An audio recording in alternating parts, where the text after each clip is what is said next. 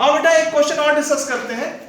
Question में आपको एक बीम दी हुई है, बीम AC, ठीक है, जो पॉइंट ए पे कौन सा सपोर्ट है, हिंज सपोर्ट, पॉइंट बी पे क्या है, रोलर, रोलर। और देखो ये सपोर्ट्स के आगे भी निकली हुई है, ओवरहैंग कहते हैं इसको, ठीक है, ओवरहैंगिंग बीम समझ लो, जो मतलब कुछ एक्स्ट्रा लेंथ क्या है, बड़ी हुई है, हैंग कर रहा है पार्ट बीम का, ठीक है।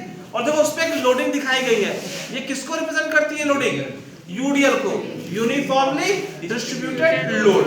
अच्छा इस लोड की इंटेंसिटी क्या दी हुई है, 20 किलोन्यूटन पर मीटर, मतलब 1 मीटर लेंथ पे 20 किलोमीटर नेट लोड लग रहा होगा यूडीएल में, ठीक है, समझ में आ रहा है बच्चा। सेम हर बार तरह मैंने क्या करूंगा, हिंज पे दो रिएक्शन दिखा दूंगा, एक क्या आरए वर्टिकल, एक क्या आरए हॉरिजॉन्टल, ठीक है।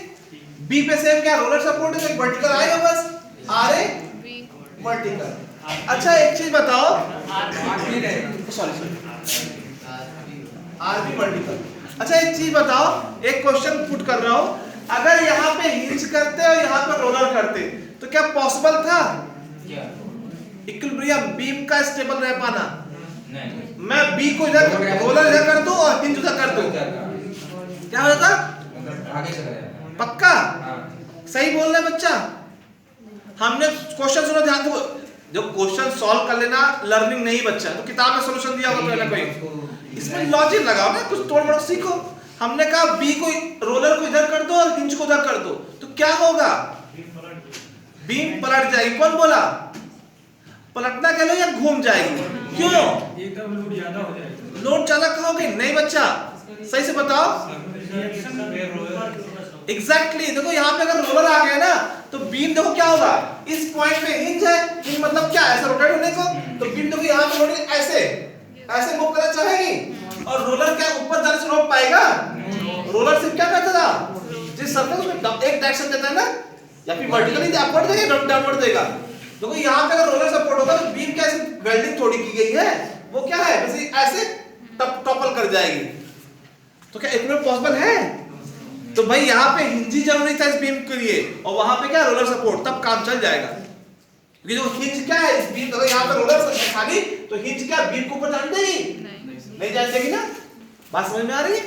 ये थोड़ा मतलब मैंने थोड़ा इंटरेस्ट पैदा किया न्यूमेरिकल में, बाकी तो फिर जब वो पोजीशन आएगी तो क्या उसको भी सॉल्व कर सकते हैं? सॉल्व क्या सॉल्व करोगे नहीं, वो इक्विलिब्रियम पे ही नहीं है, वो तुम जहां पे रोलर लगाओ सब धराशायी हो जाएगा स्ट्रक्चर तुम्हारा पूरा, तो पॉसिबल ही केस नहीं है। बट तुमको केस का सिखा कि देखो केस भी तुमको वहां पे लॉजिक तुमको सिखाया थोड़ा सा, ठीक है, सपोर्ट्स का सिलेबस का पार्ट है ये, types of supports and their direction nature सब लिखा हुआ ना सिलेबस में।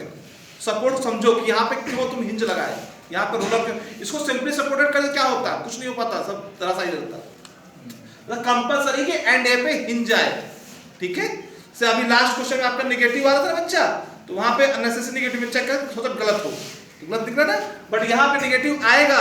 तुमने आरएबी वर्टिकल मान लिया है ना, ये नेगेटिव हर हाल में आएगा। अगर ये अपवर्ड ट्रांजिशन तो बीम को तो सपोर्ट कर दिया ऊपर जाने में, ये तो भाई और तुम भाग जाओ तुम, तो ये नीचे रहेगा, जो बीम को पकड़ा भी सीख दिखाते हैं। हाँ अब सॉल्व करना मेरे को, तो बच्चा आओ भाई, ये बीम देखो ये इन फोर्सेस के एक्शन में स्टेबल पे रहेगी, तुम चाहो तो सपोर्ट हटा दो सारे और ये रिएक्शन दिखा दो, ठीक है। अब सिग्मा एफएक्स देखते हैं सबसे पहले, भाई बीम इक्विलिब्रियम पे है, सिग्मा एफएक्स क्या है? अच्छा एक चीज और यहाँ पे मिस हो रहा है ध्यान देना, ये यूडीएल है, यूनिफॉर्मली डिस्ट्रीब्यूटेड लोड, इसको कैसे हैंडल करते हैं लास्ट में डिस्कस किया था ना, क्या करोगे, ये कितनी लेंथ में लग रहा है उसको मल्टीप्लाई कर दो उसकी इंटेंसिटी रेट से, ठीक है। तो अगर यूडीएल की बात की जाए यहाँ पे ऊपर कर देता हूं, यहाँ पे यूडीएल में टोटल लोड कितना हुआ 20 into 2 मीटर, मतलब 40 किलो न्यूटन। नेट लोड कितना रहा 40 किलो न्यूटन का, और ये कहां पे दिखा दोगे, इनके मिड पे,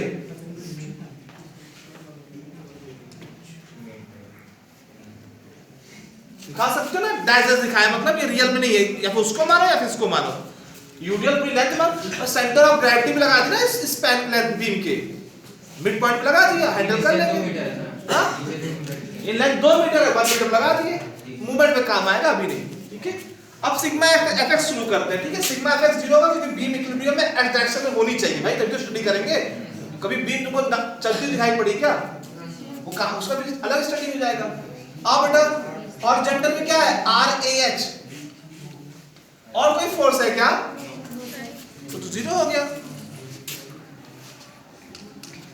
चलो अब सिग्मा FY करते हैं बेटा।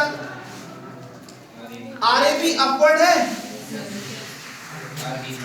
RBB अपवर्ड है, अगर डाउनवर्ड को अपोजिट लिख देते हैं, ठीक है, अपवर्ड फोर्स डाउन इजी पड़ेगा। अभी तुम RAB अपवर्ड मानो बट आएगा नहीं तो कोई दिक्कत नहीं। 20 डाउनवर्ड है, यहां तो नेट फोर्स कितना डाउनवर्ड 40 है। हो गया।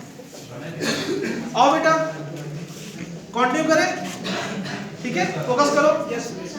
तो बेटा हमने y डायरेक्शन में फोर्सेस क्या हुआ, RA vertical plus RB vertical equal to 20 plus 40, ठीक है। बेटा फोकस करो सब लोग। अब बेटा आते हैं मूवमेंट की। भाई बीम अभी भी इक्विलिब्रियम पे है तो मूवमेंट की इक्वेशन देखना होगा। तो मूवमेंट अच्छा किस पॉइंट पे लोगे, ए पे ले लेते हैं यहाँ से, किसी भी ले लो, ए पे ले लेते हैं। तो मूवमेंट अबाउट ए। अब देखो मैं हर बार RAB जिनके 0 हो रहे हैं उनके नहीं लिखूंगा, ठीक है। देखो RAB यहीं से पास हो रहा है ए पॉइंट से, इसका मूवमेंट क्या 0 हो जाएगा। RBH भी ए पॉइंट से पास हो रहा है, मूवमेंट क्या हो जाएगा 0 हो जाएगा।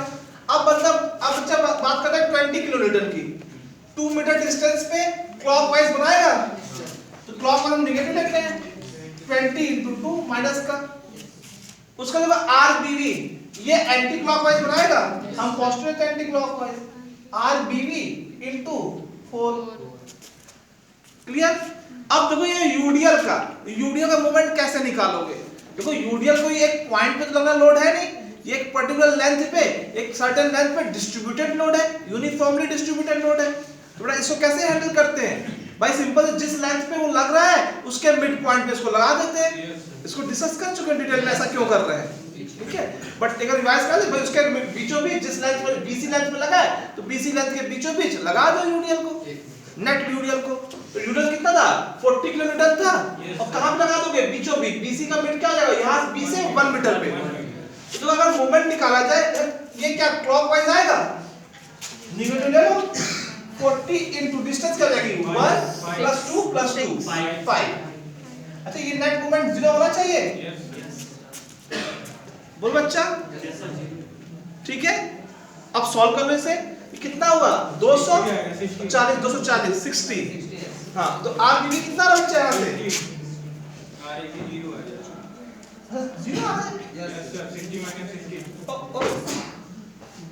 अच्छा तो देखो हो क्या रहा होगा, रिएक्शन का मूवमेंट ए पे, रिएक्शन का मूवमेंट ए पे, इसका मूवमेंट और इसका मूवमेंट के बराबर हो रहा होगा। और जो हो भी रहा है यही चीज यहाँ पे वही चीज हो रहा है, तो 0 आ रहा है।